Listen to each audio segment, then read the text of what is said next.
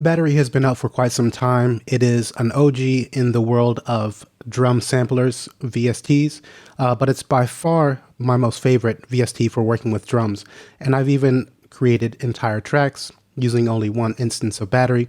So in this video, I just want to take a look at some of the cool features and give a few tips for working with Battery. And we'll start with some basic features and tips and move on to some more advanced topics. So by default, Battery is going to start off with this larger grid, but I like to set this to match my external drum pad controller, which has 16 pads. So we can come up to the top here, click the down arrow, and come to the cell matrix and change that to 4x4, giving us 16 pads, which will match most of our external controllers. If you'd like to map your controller to Battery, then say for this A1 cell, if I'd like to match it to the corresponding pad on my controller, then I could come down to the key range, click on the MIDI icon here, then tap the pad twice, and you can see that this updates to C5. If we come to B2, then I could click again, press the pad twice. Notice it changes from C2 to G#4. When we right click on a cell, then we can choose the output. We can select different buses or direct outs to our DAW. We can also change the cell color by coming here. And once you've made adjustments that you would like to keep, you can always save the settings as a preset, so you don't have to worry about going through all of this every time you work on a new song. So coming up to the drop-down menu again, you can come to File and then choose to save the kit as. And I've already created a kit for myself. So if I come to Open Recent, then we can see that I have a Quanta 1 preset. I'll go ahead and click on that. And then this contains all of the adjustments that I've made. For instance, this D1 cell is set to C1 and then goes up chromatically, which matches my DAW and external MIDI controller. Now, the next thing I'd like to talk about is the sample playback engine, and you can think of each of these cells as little baby samplers, but they are actually very powerful. And so let's bring in a sample. I'll just drag this in and trigger with the external controller. So if we'd ever like to pitch a sample that we bring in up or down, we can use the tune here. And then, as you probably already know, as we decrease the pitch, it's going to play back slower and lower the pitch. And then if we increase, then it's going to play back faster while also raising the pitch. And one of the cool things about the sample engine that's in Battery is if we were to lower this, then we're making use of the standard mode, but we have a vintage where we can apply a sound from the old school hardware controllers that a lot of the classic hip hop was created on. So the S1200 and the MP60 here, we can choose from any of these below. So if I play this back again, you can hear a bit of artifacts in the sound, which kind of emulates that S1200. Coming back to the standard. Let's go back to the vintage.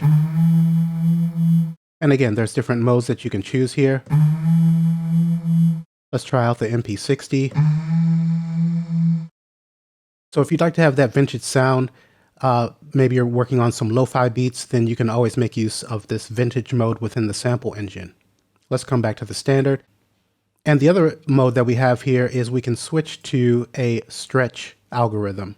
And so when we have this selected, if we pitch our sample down or up, it's still going to play back at the same speed while lowering or raising the pitch. So if I go ahead and trigger, if I lower this even more, we can hear that it's still playing back at the same speed. So if we come back to the sampler, you can hear that that's a lot longer. If we pitch up, coming back to the sampler, it's going to be a lot quicker. Now there's two different modes for the stretch algorithm. You've got the standard by default, and you have a speed control for your sample, which just adds additional flexibility. Then you've got grain size and smoothing here, which is going to help you. You can adjust these parameters to kind of clean up the audio a little bit. The Pro version or the Pro mode is going to give you the best quality. So if I take this all the way down, and we can even take the speed down.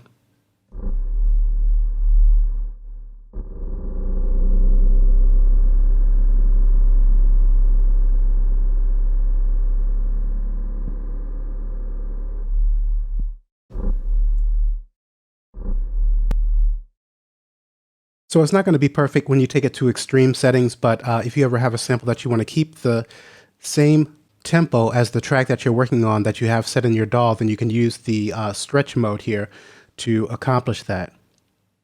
Now the next thing I'd like to take a look at is choke groups, or voice groups as they're called within Battery.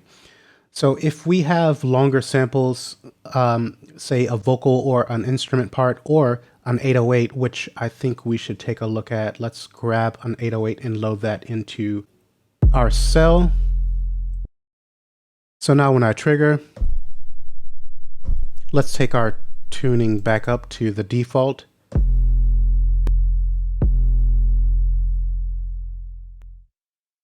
So if I were to trigger this repeatedly,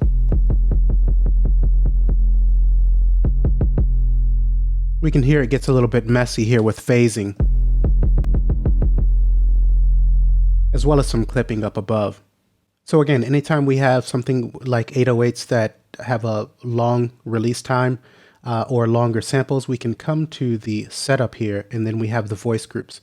So in this way, we can click on this drop-down menu, and we have 127 different groups that we can create actually.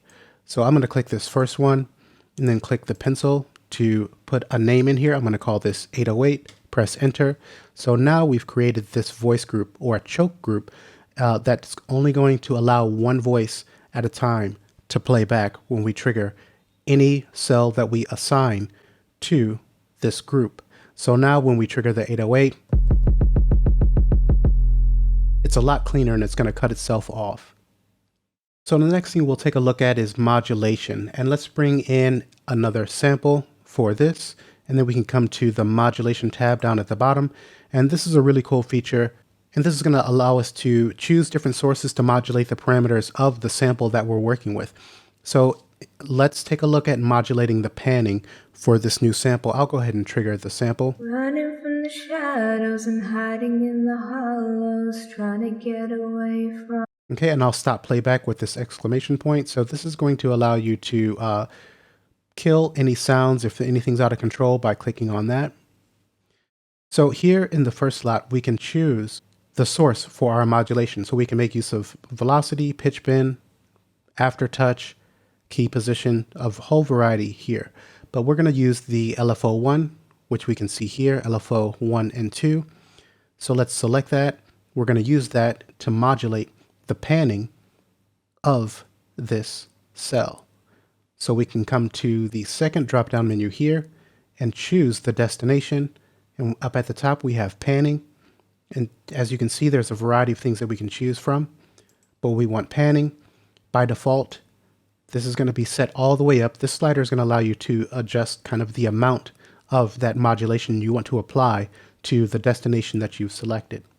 So let's trigger the cell and hear how that sounds. Running from the shadows and hiding in the hollows, trying to get away from memories of us. So we're not alive anymore. We can see that LFO1 is set to assign. So, and as you hover over LFO1, you can see up in the display above, it's going to give you or show you the type of waveform that you're using. But we could choose any of these below. If I change that to pulse, we can see that up above. Let's come back to our sign. We can adjust the frequency here. Running from the shadows and hiding in the hollows, trying to get away from memories of us. We're not alive anymore. Tried to close that door. Ghosts can take your place. So a pretty cool feature. And as we saw, there's a lot of different destinations that you can choose from here. So if we'd like to apply this to the cutoff of the filter, then we can come here, choose cutoff, and then we can come to our effects section, and we need to activate the filter. By default, it's powered off. Click on the power button, And then by default, this is going to be on low pass. So when we modulate the filter, we're going to be changing the position of the cutoff in the low pass mode. So let's hear how that sounds. Running from the shadows, hiding in the hollow. Let's increase the frequency. Get away from memories of us. We're not alive anymore. Try to close the door. Ghosts can take your place. Now, if that's too much, we can always come to the slider here and take the amount down. Running from the shadows and hiding in the hollows. Trying to get away from memories of us. We're not alive anymore. Try to close the door. Ghosts can take your place. And then, so when we're modulating something like the filter, it's going to be based on how we have the cutoff set here. So if we would like to start off by allowing all of the frequencies through here, then we can just take that up, and that's going to sound a bit different. Running from the shadows and hiding in the hollows, trying to get away from memories of us. We're not alive anymore. Try to close the door. Ghosts can take your place. So this is just a really cool feature to experiment with the samples that you brought in and add some unique character to your drum sounds, or like vocal or instrument, anything that you bring in. Just experiment with these settings here. And you've got banks 1 through 4 on this tab, and you've got another 4 here. So up to 8 different modulation sources and destinations that you can create. Let's come back to our effects tab and bring in a new sample, because I'd like to take a look at the Transient Master, this last module here in the effects tab. And we'll actually bring in a different sample. Okay, so now we've got a snare in our cell, and the Transient Master is really going to help you to get a snap to your percussion sounds, snare, kick, whatever you're working with, by really affecting the initial transient of that sound. So we can adjust the attack and sustain, and you can hear how we can get more of a snap or a longer decay for the portion of our sample that comes after the initial transient. So if we'd like more of a snappy attack, then we increase here the attack parameter. If we'd like to shorten the sustain of our sample, then we can decrease here the sustain parameter. So let's just play around with these and you can get a better idea.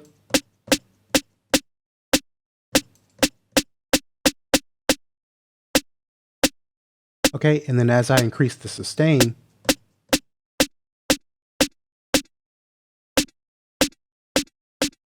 and that's getting softer as we decrease the attack. More snap, we increase the attack and decrease the sustain. We also have input and output controls that we can make use of.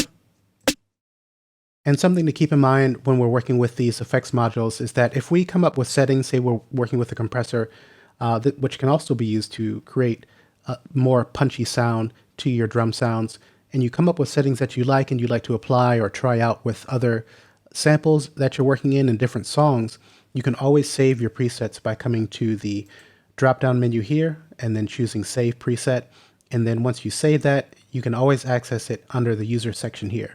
And also, since we're here, there are factory presets that you can try out on your sounds or samples as well.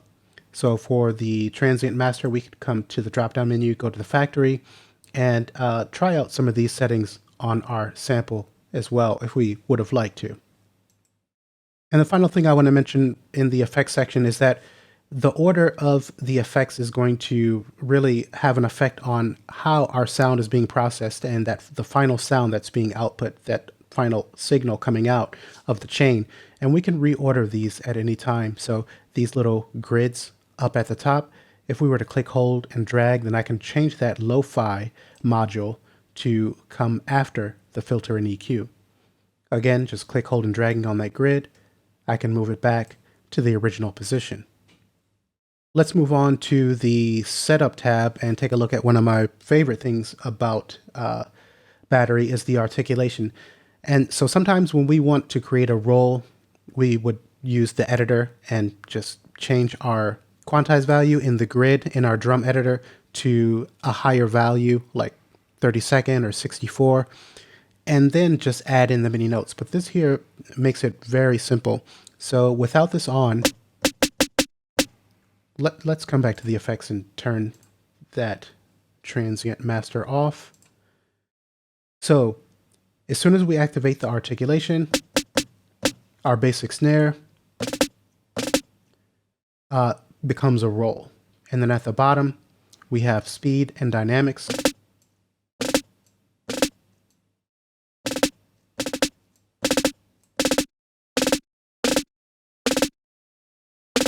So very cool and very convenient. And there's a bunch of different modes here. So if we arrow to the right, if I press and hold,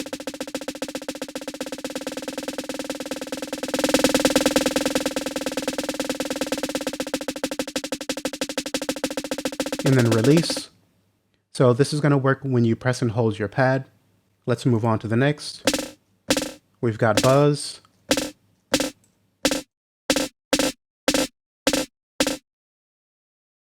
Muted.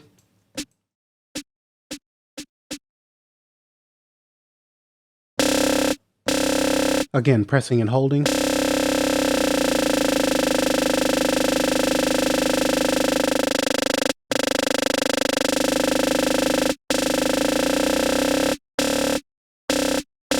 So this is just really convenient and cool to create more interesting sounds for your drum parts. And this doesn't have to just be used on a snare or a percussion. You can even try this out on other samples for instruments that you bring in and play around with the controls and do some sound design with this. Now we also have a Geiger counter with parameters for radiation and decay here. And I think that's the last one here. Alternate stroke. And release stroke. So then when I press and hold, we have the one snare. Then once I release, we have the second snare.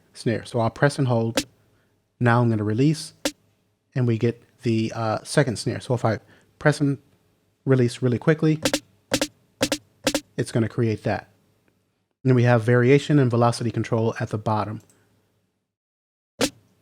And we have flam. So many different options here. Drag. And now we're back to the initial 3-stroke rough. So this tool alone can save you tons of time in your drum editor when you're working on your drum track. All right, and so the last thing we'll take a look at is sidechaining in Battery, and it's pretty easy to do. And so let's go ahead and load up a couple samples for that. Okay, so I've got 2 new samples loaded into D1 and D2 cells. On D1, I've got a kick and D2.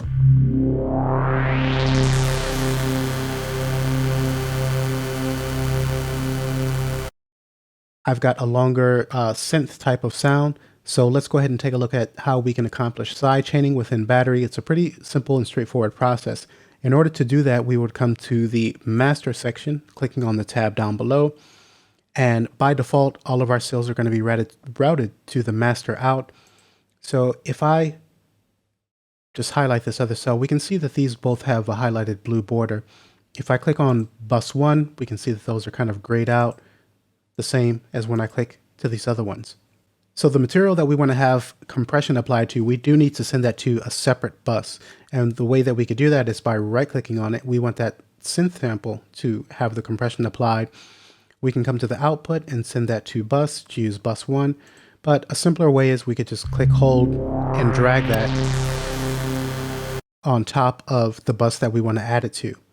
And now that we have that added, we would need to come to the compressor here, and let's change this from the default solid bus comp. Click the right arrow to change that to sidechain bus comp. And the kick is what we want to use as the source. So anything that you want to use as the source to apply the compression to our synth sound, just click, hold, and drag it to this little box in the center, the source box. And so now whenever our kick happens, it's going to apply compression to our synth sound. And let's just make a few settings here. So You can always play around with the settings here.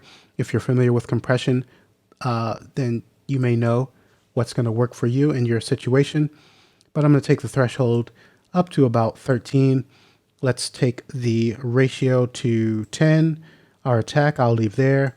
Let's take the release down, maybe 200.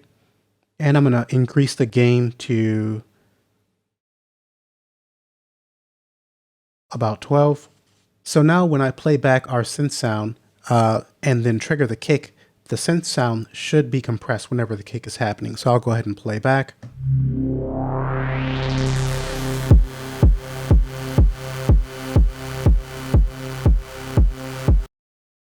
Take our threshold up a little bit.